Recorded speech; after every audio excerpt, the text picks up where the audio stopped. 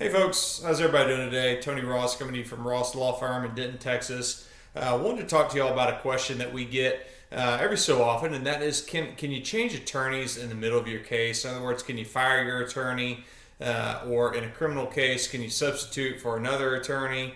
The answer is generally yes, but there's some caveats that I want to go over with you guys.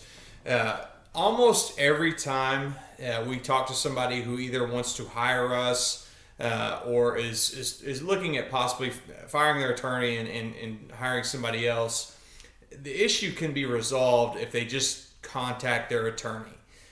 Typically, people are frustrated because attorneys can sometimes be unresponsive in their opinion.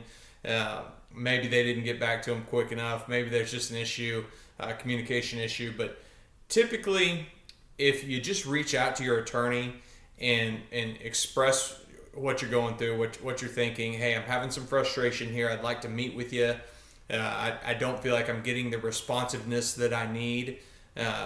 These issues that lead to people wanting to fire their attorney and go hire somebody else are generally resolved. And I can tell you that typically hiring an attorney, a second attorney, after you've already been working with a first one, is generally going to cause more problems and more complications than it's worth.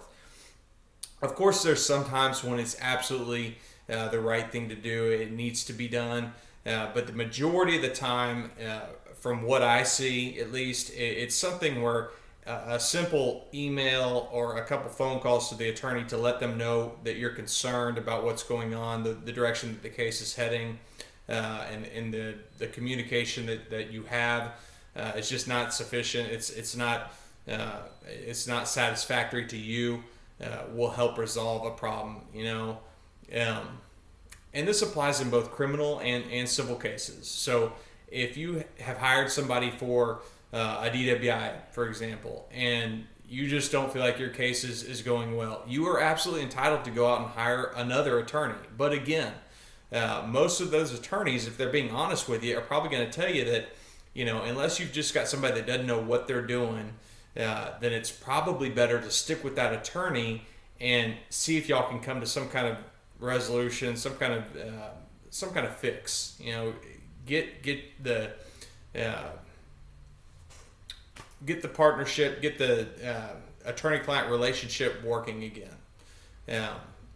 Sometimes things can get off track, and sometimes the attorneys don't even realize because there may be nothing going on with the case where the attorney just doesn't.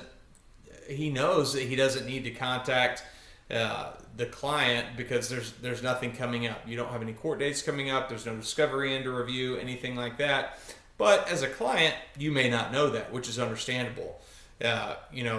One thing that we try to do is keep in contact with our clients at least once a week and just have a general status update, and that helps alleviate a lot of those type of problems. But if you're not in contact with your attorney, reach out to him or her and see if you can resolve it that way before you fire off a letter saying, hey, you're fired, or you go talking to other attorneys, talking about hiring them in place of your current attorney. Because again, a second attorney is going to come in, they're going to have to get caught up on the entire case. In the case of a civil case, the previous attorney can retain a lien on work done, especially, and this is especially applicable in personal injury because we do criminal defense and personal injury here. And if we have a client contact us and say, I'm just not happy with my current attorney, I want to hire you guys, we will have to take into consideration the fact that it's very, very possible and very likely that first attorney is going to maintain and claim a lien on the amount of work done, for the amount of work done on the case up until the point that they are let go. So it's not something that would come out of the client's cut, but it's something that would have to be paid or come out of the attorney's portion of whatever fees they were going to get. So they have to consider that on whether or not they want to go forward in taking a case that's already been started by another attorney. Again, in some cases it's perfectly applicable, and in some cases it's the right thing to do.